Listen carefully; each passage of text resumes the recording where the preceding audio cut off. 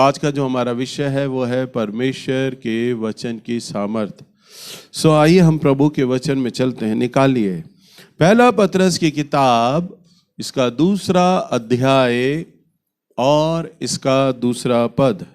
प्रभु का वचन क्या कहता है? पहला पतरस की किताब 2 अध्याय और इसका 2 पद में यह लिखा है, नए जन्मे हुए बच्चों की नाई, नए जन्मे बच्चों की नाई निर्मल आत्मिक दूध की लालसा करो, ताकि उसके द्वारा उद्धार पाने के लिए तुम बढ़ते जाओ।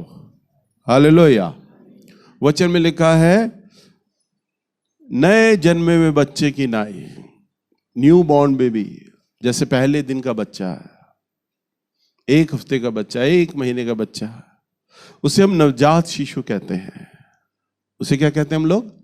नवजात शिशु। और जो निर्मल बच्चा होता है उसे सबसे पहले जो उसका आहार है वो है उसका दूध। 4 महीने तक, जो विज्ञान है, साइंस, डॉक्टर ये बोलते हैं कि 4 महीने तक बच्चे को जो उसका आहार है केवल उसका दूध है। और अब तो डॉक्टर पानी पिलाने तक को भी मना करते, मालूम है आपको? न्यू बॉर्न बेबी को 4 महीने तक उनका कहना है, और वो बिल्कुल ठीक कहते हैं, कि पानी की जो मात्रा है वो दूध से ही बच्चे को मिल जाती है, तो बच्चे को पानी पिलाने की भी जरूरत नहीं है। यानी जो माँ का दूध है, जो निर्मल दूध है, वो बच्चे के लिए पूर्ण आहार है, पूरी खुराक है। उस समय जो बच्चा है कोई सीखने की अवस्था में नहीं होता, आप उसे कुछ सिखा नहीं सकते, परंतु केवल उसकी वो जो अवस्था है, वो जो समय है, वो पोषित करने के लिए, उसे पालने के लिए है। समझ पा रहे हैं? और उसकी जो भी आवश्यकता होती है दूध के द्वारा उसकी वो आवश्यकता पूरी की जाती है, क्योंकि दूध से ही वो पलता और बढ़ता है। जैसे जैसे दूध उसे प्रतिदिन मिलने लग जाता है, उसका शरीर बढ़ने लग जाता है, बढ़ान करने लगता है। दूध उसे पोषित करता है, उसे बढ़ाता है। परमेश्वर का वचन भी जो है ना, वो हमारे लिए एक निर्मल दूध के समान है। और आप तमाम जितने भी लोग हैं ना, आप एक नवजात शिशु हैं। आप क्या हैं? आप सब लोग नवजात शिशु। आपकी जो सबसे प्रमुख आवश्यकता जो होनी चाहिए ना, वो होना चाहिए परमेश्वर का वचन। अभी आपको कुछ भी सीखने की जरूरत नहीं है, आपको जो निर्मल दूध है वो परमेश्वर का वचन है। परंतु होता क्या है, जब आप यहाँ पर आते हो, आपको कोई लेकर आता है, आपको कोई बताता है, आपको सबसे पहले वो गवाही देता है, भाई देखो मेरे पे जादू टोना था, मेरी दुष्टात्माएं थीं, मैं प्रार्थना में गया, मेरा तंत्र मंत्र टूट गया, प्रभु ने मुझे छुटकारा दिया। आप गवाही बताते हो, भाई देखो मैं बीमार था और परमेश्वर ने मुझे मेरी बीमारियों से चंगा किया, तुम भी चलो। आप किसी ना किसी के माध्यम से इन बातों को सुनकर आए हैं, भाई वहां पर चलो, वहां पर भविष्यवाणी होती है, पता नहीं परमेश्वर तुम्हारे बारे में क्या बता दे, है ना? इस प्रकार की बातों को सुनकर आप प्रार्थना में यहां आते हो, परंतु आप इन बातों को भूल जाते हैं कि आपके लिए सबसे पहले जो प्राथमिक आवश्यकता है ना, वो है आपका जो आहार है, वो है आपका आत्मिक दूध। हालेलुया। और आपको क्या है? इस दूध के अंदर क्या है? आपको बढ़ना है, आपको लगातार। एक प्रचारक, यानी जैसे मैं इस बात को अच्छे से जानता हूं कि आपके लिए जो सबसे महत्वपूर्ण जो आवश्यकता है ना, वो आप लोगों के लिए दूध है। मैं जानता हूं इस बात को। और इसी प्रकार से अगर हम प्रभु के वचन में देखें तो यहां पर हम देखते हैं नए नियम की किताब, निकालिए यूहन्ना की किताब, इसका 21 अध्याय और इसका 15 पद। 21 अध्याय और 15 पद। भोजन करने के बाद यीशु ने शमौन पतरस से कहा, हे शमौन, यूहन्ना के पुत्र, क्या तू इनसे बढ़कर मुझसे प्रेम रखता है? उसने उससे कहा, हाँ प्रभु, तू तो जानता है कि मैं तुझसे प्रीति रखता हूँ। उसने उससे कहा, मेरे मेमनों को चरा। हाँ, 15 पद में क्या लिखा है यहाँ पर? प्रभु अभी एक बार ध्यान दो इधर। प्रभु अपने चेलों के संग बैठे थे, 12 चेले बैठे थे, और प्रभु ने पतरस से यूं सवाल किया, हे शमौन यूहन्ना के पुत्र, क्या तू इन सब से बढ़कर, क्या तू मुझसे प्रेम करता है? पतरस ने झट उत्तर दिया, बोला, हाँ प्रभु, मैं तुझसे बहुत प्रेम करता हूं। हाँ प्रभु, मैं तुझसे बहुत प्रेम करता हूं। प्रभु ने कहा, जा मेरे मेमनों को चरा, जा मेरे मेमनों को चरा। प्रभु ने तो पहले पतरस से सवाल किया, क्या तू मुझसे प्यार करता है? सेवा देने से पहले, बोलने से पहले, कुछ कहने से पहले प्रभु ने पतरस से सवाल किया, और पतरस ने बोला, हाँ प्रभु, मैं प्यार करता हूं। और जब पतरस ने जवाब दिया, हाँ प्रभु मैं प्यार करता हूं, तब प्रभु ने उसे सेवा दी। क्या सेवा दी? जा मेरे मेमनों को चरा।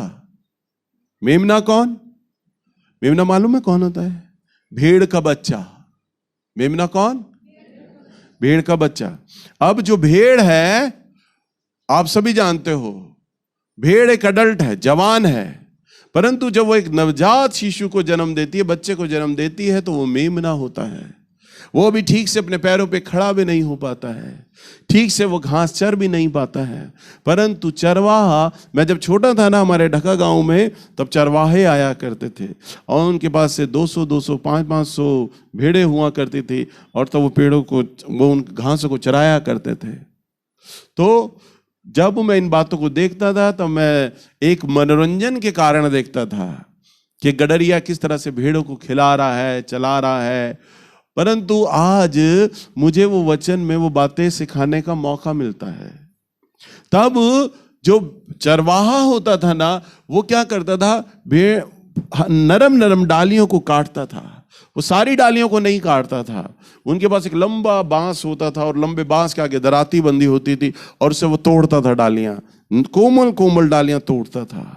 और जो नवजात शिशु होता था, बालक, बच्चा, जो ठीक से खड़ा भी नहीं हो पाता था, उसे चरवाहा स्पेशल केयर देता था, उसे गोद में लेकर बैठता था, और कोमल कोमल डालियां अपनी हथेली पे रखता था, और वो उस मेमने को खिलाया करता था।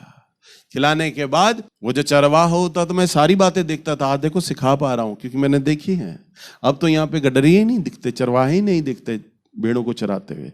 तो वो पानी मुंह में भर लिया करता था खूब सारा, और भेड़ का मुंह खोलता था, बच्चे का, नवजात का, और यूं करे पिचकारी की तरह मुंह मारता, सू करके ठा सीधा भेड़ के पेट में जाता था पानी, और फिर भेड़ को छोड़ दिया करता था, मेमने को छोड़ दिया करता था। मैं देखता था, देखो कितने प्यार से पाल रहा है वो। हालेलुया।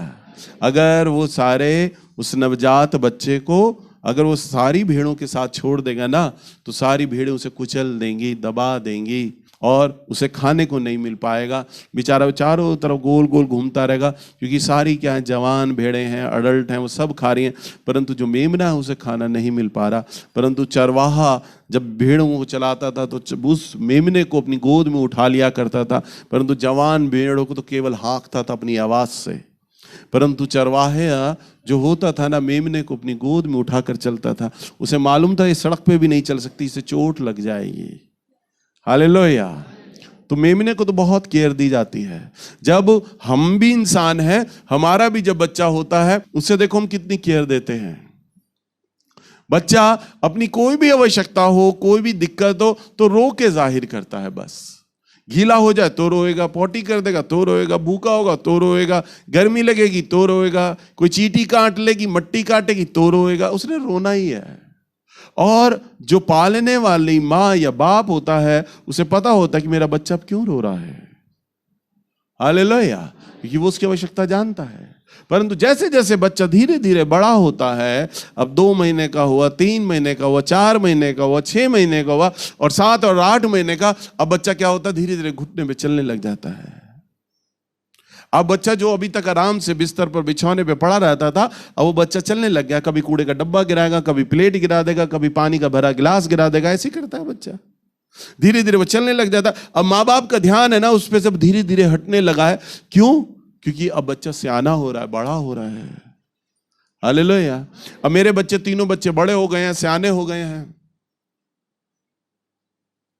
परंतु मेरे बच्चे, अब मुझे चिंता नहीं रहती कौन कहाँ पर है, कौन कैसे आएगा, ट्यूशन कैसे जा रहे हैं, सब पता अपने आप कर लेंगे, बच्चे जवान है।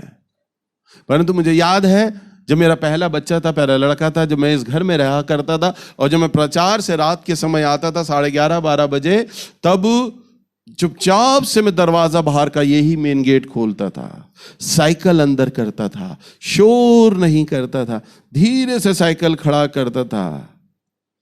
सारा दिन थका मांदा आया हूं, पैंट शर्ट पहना, जूते पहने हुए, और मेरा बच्चा बुरी तरह मेरी आवाज, मेरे हार्ट को पहचान जाया करता था और रोने लग जाता था।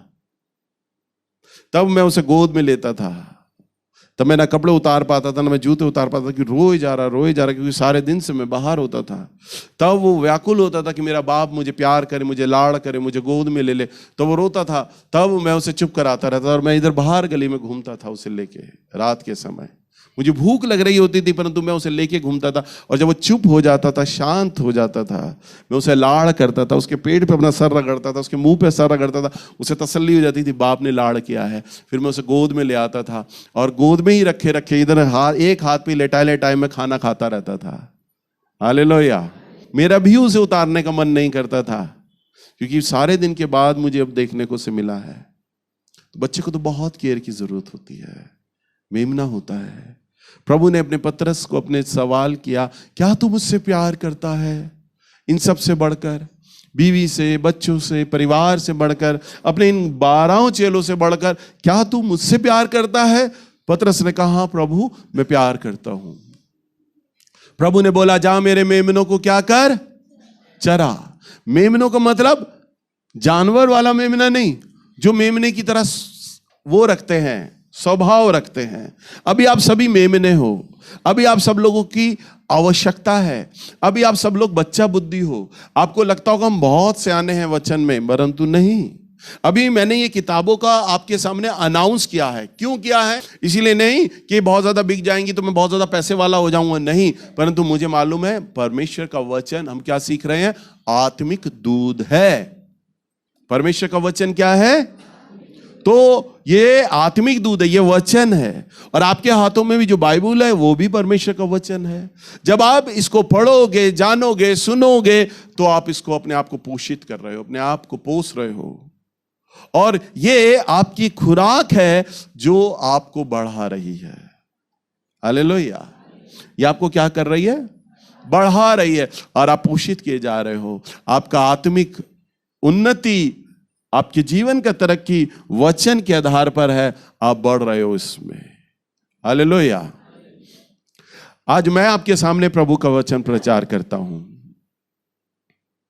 मेरी सेवकाई में मेरे द्वारा कई प्रचारक बचाए गए, मेरे जीवन के द्वारा। आज वो प्रचारक प्रचार कर रहे हैं, सेवाएं दे रहे हैं। आज वही प्रचारक आपके घरों में आते हैं, प्रार्थना करने के लिए आते हैं। आज मेरी इस कलीसिया सैकड़ों लोगों में बदल चुकी है। अभी भाई संजय अभी नीचे मुझे अपना सपना बता रहे थे, कह रहे भैया रात को प्रभु ने सपने के द्वारा मुझसे बात किया और तेज आवाज को मैंने साफ सुना और मैं जाग गया। मैं सो नहीं रहा था, मैं जाग गया और मैंने देखा अपनी आंखों के सामने कि मैं पहाड़ पे खड़ा हूँ और तारे ही तारे हैं।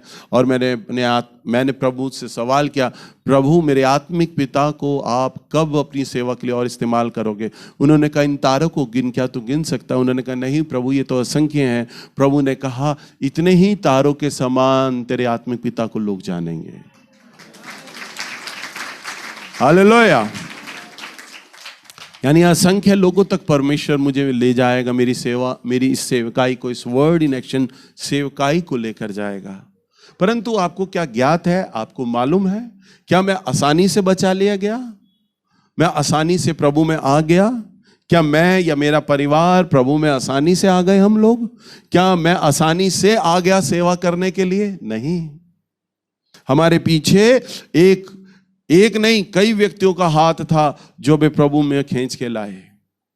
जब हम प्रभु में बालक थे, प्रभु में जानते ही नहीं था, हम थे तो ईसाई परिवार से, हमारी पीढ़ियां दर पीढ़ियां क्रिश्चियन परिवार से थी, परंतु प्रभु को नहीं जानते थे। हमारे एक अंकल थे, वो हमें सुबह सुबह लेने आ जाते थे, चलो चर्च चलो। तब हम ढका चर्च में जाया करते थे और उस समय रामायण आया करता था। और तो वो राक्षसों के वध हम देखते थे और मुझे बड़े अच्छे लगते थे। अब वो आ जाते थे, चल नीलू तैयार हो जा बेटा, चर्च चलना। और मैं इतना माथा पकड़ लेता, आज तो फलाने राक्षस का वध होगा, और ये आ गए हैं चर्च ले जाने के लिए। मुझे बड़ी चिढ़ लगती थी, उनकी शक्ल देखती बड़ी, संडे को ही क्यों चर्च लगता है। और सुबह सुबह 9 बजे रामायण आया करता था, मुझे बड़ी खिसियाट आया करती थी, ये आ गए हैं दुखी करने के लिए।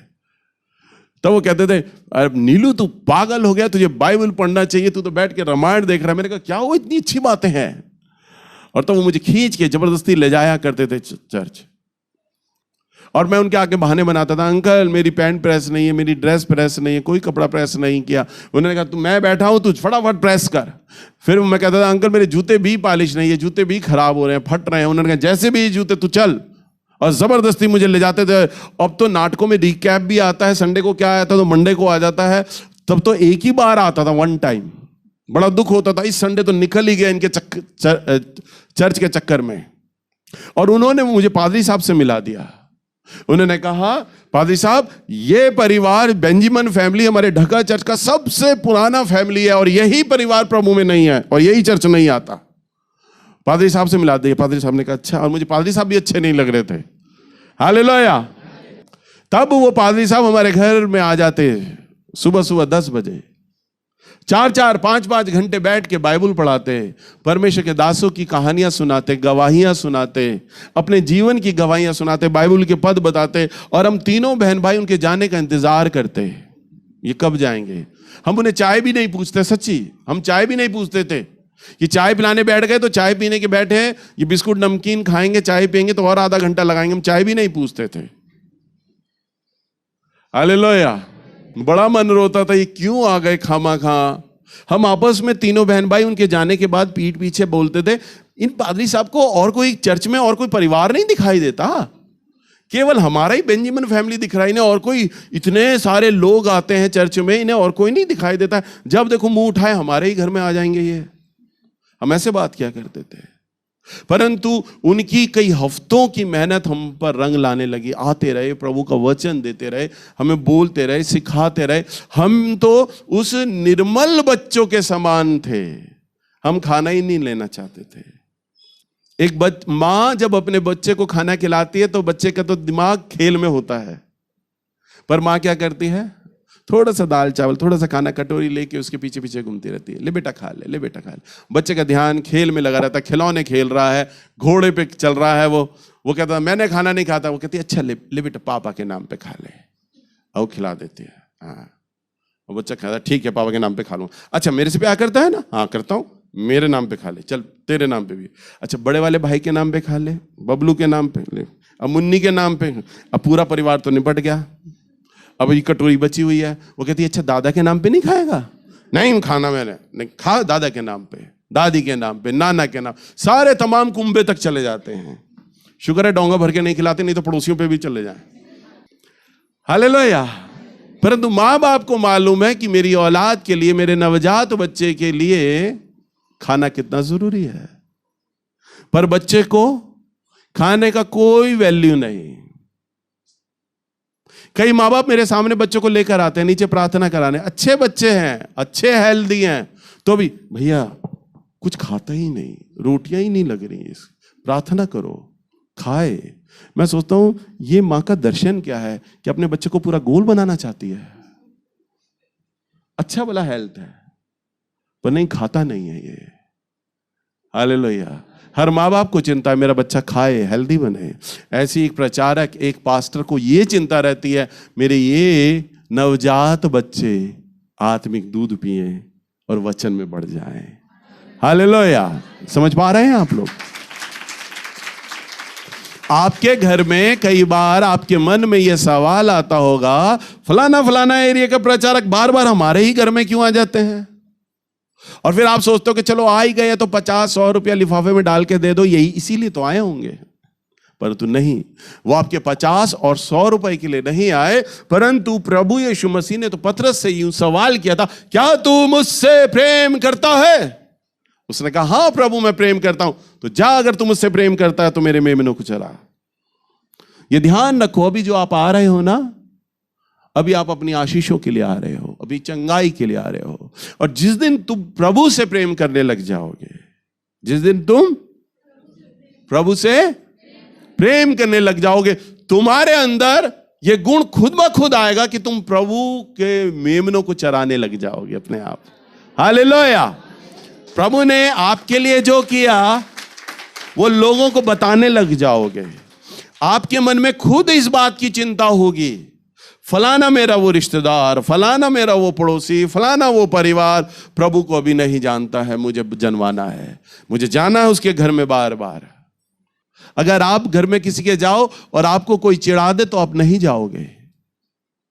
कोई आपकी चिढ़ान करे, चिढ़ाए आपको, आप नहीं जाओगे।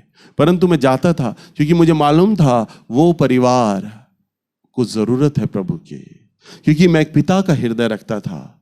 मैं उस आत्मिक दूध के उस महत्व को जानता था कि इस परिवार के लिए परमेश्वर का वचन कितना महत्व है। ये तो बालक हैं, बच्चे हैं, ये दूध नहीं पी रहे, ये वचन को नहीं समझ पा रहे, परंतु मुझे परमेश्वर का वचन इन्हें सिखाना है, इन्हें बताना है, ताकि ये परमेश्वर के वचन के महत्व को जाने और सीखें। हालेलुया। परंतु मैं जानता था ये सब नवजात शिशु हैं, इन्हें तो परमेश्वर का वचन जो आत्मिक दूध के समान है, इनको आवश्यकता है, ये नहीं जानते हैं। हालेलुया। और फिर मैं उनके पास जाने लगा, उस घर में जाने लगा, और धीरे धीरे प्रभु वहां पर काम करता चला गया। और आज तोमर कॉलोनी में एक बड़ी कलीसिया परमेश्वर ने स्थापित कर दी है। हालेलुया।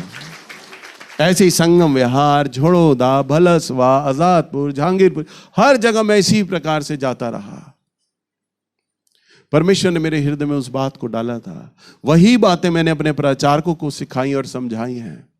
आज हो सकता है जब आपके घर में आते हो आपको लगता होगा भैया जी क्यों आ गए, फलाना भाई क्यों आ गया, फलानी दीदी क्यों आ गई।